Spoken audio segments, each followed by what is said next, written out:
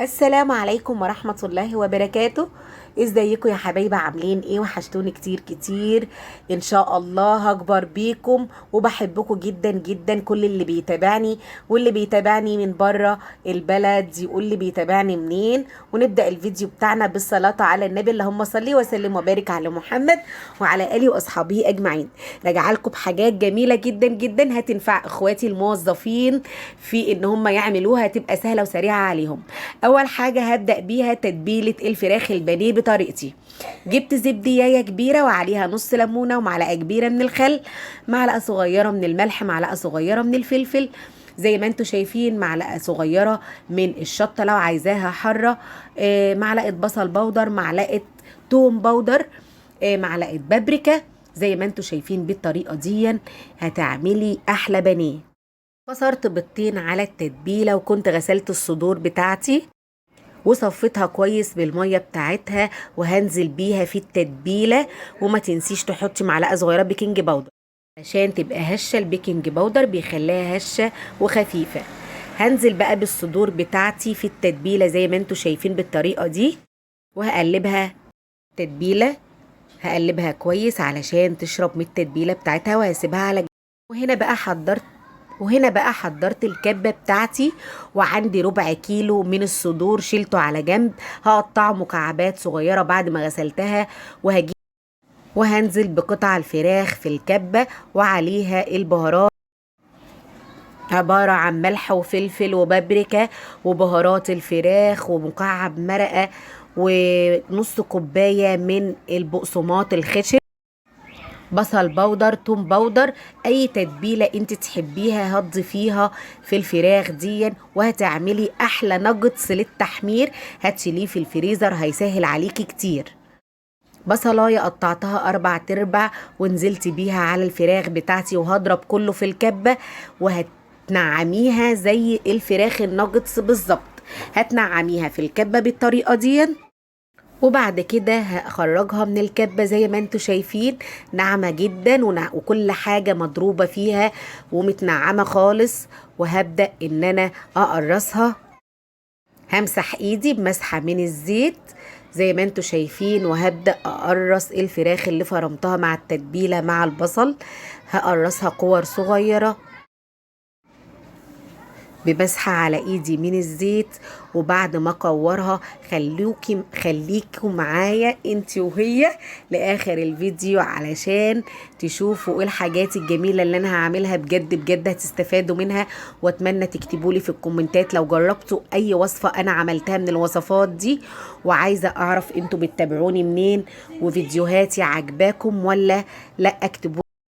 جبت طبق كبير ونزلت بقى بالبقسماط الناعم بتاعي، وطبق حطيت فيه بيضة او بيضتين وملح وفلفل ومعلقة من المية او اللبن تفك البيضة بيها.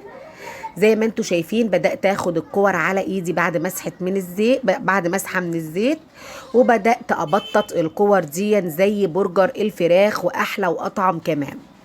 جبت الكور كده وبدأت افردها على ايديا، وحضرت العلبة اللي انا هخزن فيها وفرشت فيها منديل من البلاستيك، وهبدأ ان انا ابطط الكور دي وانزل بيها في البيض. وبعد كده خلصت تالت اكلة معايا.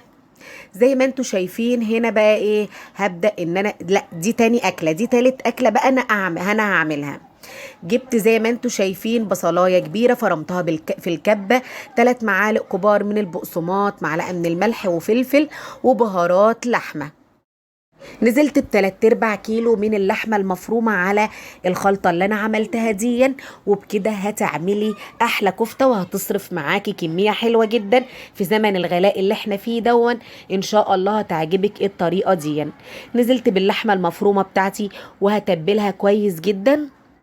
وزي ما انتوا شايفين عملت علبة من الكفتة المتقرصة الطويلة، وعلبة صغيرة من كور الكفتة هحطها في صينية خضار مشكل تبقى جاهزة معايا.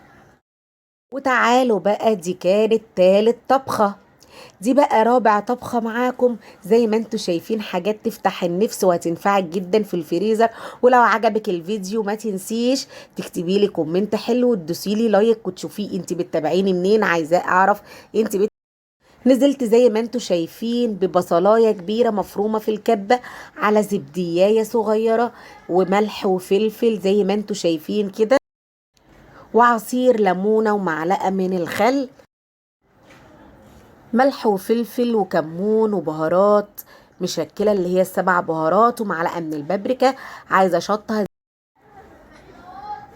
شويه زيت زي ما انتوا شايفين على التتبيله، وهقلب التتبيله، وهجيب طماطمايه هشيل زي ما انتوا شايفين كده، هغسلها وهقطعها على التتبيله، وفلفلايه خضرا برضو هقطعها قطع صغيره على التتبيله،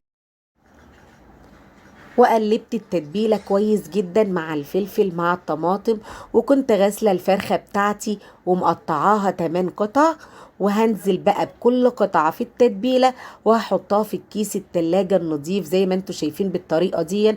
قسمتي الفرخه على 8 قطع ونزلت بيها في التتبيله بتاعتك الحلوه دي، وبعد كده نزلت بيها في الكيس النظيف بعد ما تبلتها. وباقي التتبيله بعد ما اخلص تتبيل الفرخه كلها، هروح صبه باقي التتبيله في الكيس زي ما انتوا شايفين. اصبح بقى انتي لو عايزه تقسمي الفرخه على مرتين على حسب عدد الافراد بتاعتك، هتقسميها على مرتين، 4 قطع و4 قطع.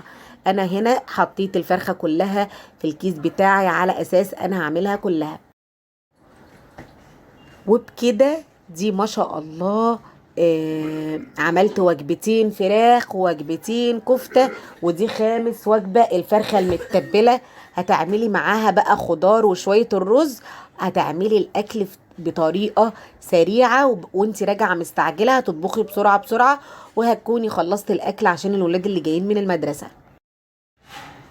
احنا كلنا بنحب الوجبات السريعة، خصوصا اللي بيشتغلوا بيرجعوا على اخرهم وعايزين يخلصوا الاكل بدري، ولو عندها ولاد في المدرسة بتكوني خلصت الاكل على ما هم يرجعوا كل حاجة جاهزة على الطبيخ. وتنفع كمان تعملي التجهيزات دي كمان في رمضان، بتنفع جدا جدا في رمضان التجهيزات دي علشان الصيام، وبتبقي راجعة من شغلك تعبانة فتطلعي الوجبة على طول. زي ما انتوا شايفين كده ربطت الكيس بتاعي وهحطه في كيس تاني، وبكده خلصت الوجبات بتاعتي. هنضف بقى مطرح ما عملت بقى زي ما انتوا شايفين كده، هنضف الرخامة بالكلور، شوية كلور بقى ايه، ونضفت الدنيا بتاعتي، وهوريكم بقى الشكل النهائي. حاجة نظافة، حاجة تفرحك كده وتنفعك كمان في الفريزر بتاعك، حاجة كده بتكوني معتمدة عليها وانت راجعة من الشغل وبتكوني فرحانة. الفرخة المتبلة ووجبتين الكفتة، مرة هعمل الكفتة الطويلة مع مكرونة، والكفتة الصغيرة دي هحطها في وبرجر الفراخ مع مكرونة، والفراخ البانيه بقى زي ما انت عايزة تعملي معاها رز بسمتي وسلطة، اللي انت حباها تعمليه، بس هتبقى حاجة جاهزة هتسحبيها من الفريزر وتعمليها.